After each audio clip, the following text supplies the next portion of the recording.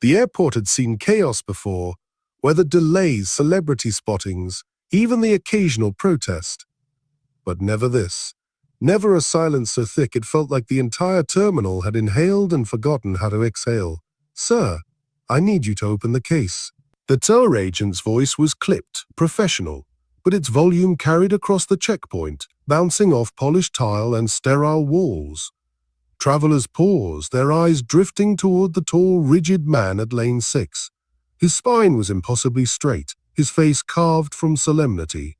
He said nothing. I said I need to see inside the case. The case. It was long mahogany and adorned with brass trim. Elegant but unassuming, except for the velvet ribbon tied carefully around its middle.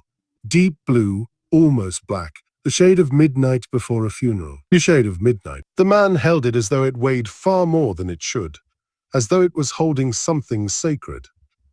"I understand that, sir," the agent continued, voice now impatient, "but we have protocols. If you refuse to open it, I'll need to call my supervisor." He still didn't move. A young boy tugged on his mother's sleeve nearby. "Mom? Who's that man?" "I don't know, sweetheart," but she stared like everyone else, drawn to the strange stillness of a man who looked like he'd walked out of another century, planted there, unmoving. He was dressed in full ceremonial uniform, polished black shoes, pressed blue trousers with a gold stripe down the side, white gloves, a tailored jacket adorned with insignias, buttons buffed to a mirror shine. On his chest, a silver badge in the shape of a tomb. No name, no rank, just a number, and silence. His name was Specialist Adam Reyes. Adam had walked more than 300,000 steps without saying a word. Rain, sleet, snow. He had guarded the tomb of the unknown soldier with the kind of reverence that civilians rarely understood and never forgot if they saw it with their own eyes. He had memorized the cadence, trained his soul to match its silence. 21 steps, turn, 21 seconds, turn again. He wasn't just a soldier. He was a sentinel, a symbol. His uniform alone could quiet a room if you knew what it meant. But today, his silence wasn't ceremonial. It was protest.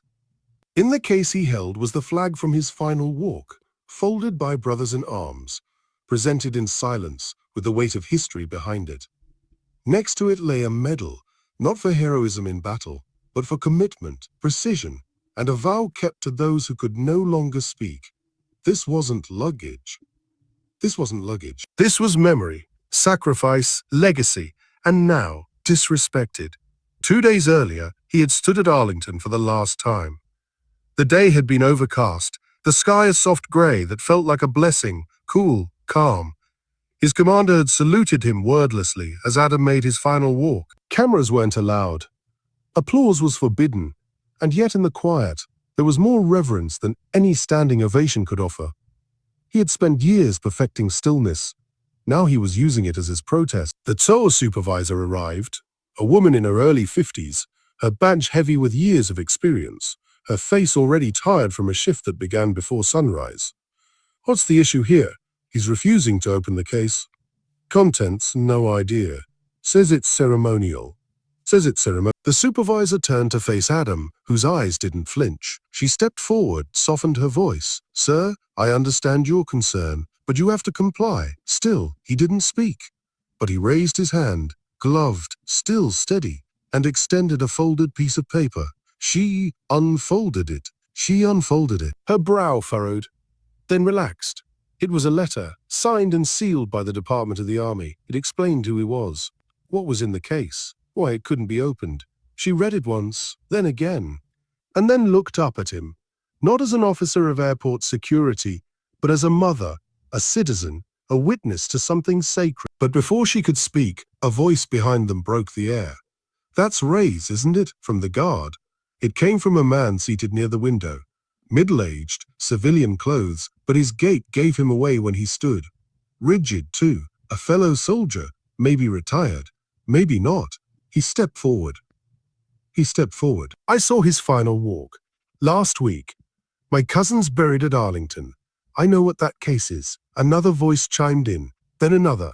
A woman who had lost her brother in Afghanistan. A father who had served in Desert Storm. One by one, Strangers stepped forward. In a space usually filled with announcements, boarding calls, and rolling luggage, now there was just stillness and presence. Let him through. He's earned it. You don't open that kind of case. The Tsar supervisor looked around. Something changed in her eyes, not weakness. She turned to her subordinate. Let him pass. The agent hesitated.